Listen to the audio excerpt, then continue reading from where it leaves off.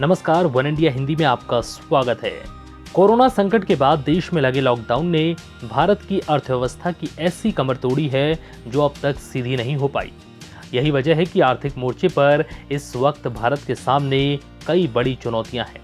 रोजगार खत्म हो चुके हैं और आलम यह है कि पड़ोसी देश भी अर्थव्यवस्था के मामले में भारत से काफी आगे निकल चुके हैं।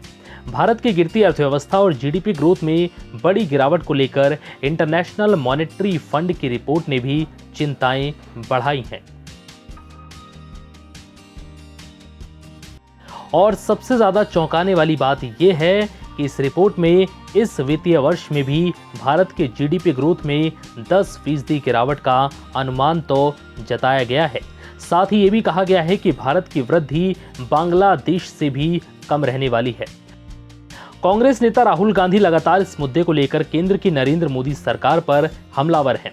राहुल ने जीडीपी को लेकर सरकार पर हमला बोला। इस बार उन्होंने भारत के सामने पाकिस्तान और अफगानिस्तान की स्थिरता को लेकर केंद्र पर निशाना साधा। उन्होंने एक ट्वीट में लिखा, बीजेपी सरकार की एक और जबरदस्त उपलब्धि, पाकिस्तान और अफगानिस्तान ने भी हमसे बेहतर तरीके से कोविड को हैंडल किया। राहुल ने इसके साथ आईएमएफ के आंकड़ों के हवाले से बनाया गया एक चार्ट भी शेयर किया, जिसमें भारत के जीडीपी में 10.30% गिरावट का अनुमान जारी किया गया है।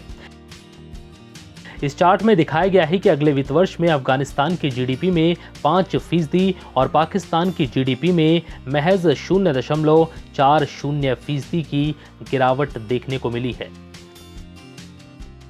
आपको बता दें कि इस हफ्ते अंतर्राष्ट्रीय मुद्रा कोष आईएमएफ वर्ल्ड इकोनॉमी आउटलुक की रिपोर्ट जारी हुई, जिसमें कहा गया कि भारत दक्षिण एशिया में तीसरा सबसे गरीब देश बनने की ओर बढ़ रहा है।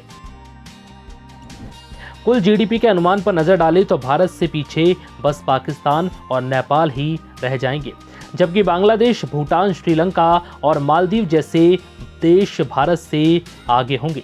हालांकि इस रिपोर्ट में यह भी कहा गया है कि 2021 में 8.8% की विकास दर के साथ भारत एशिया की तीसरी सबसे बड़ी अर्थव्यवस्था के रूप में वापसी कर सकता है।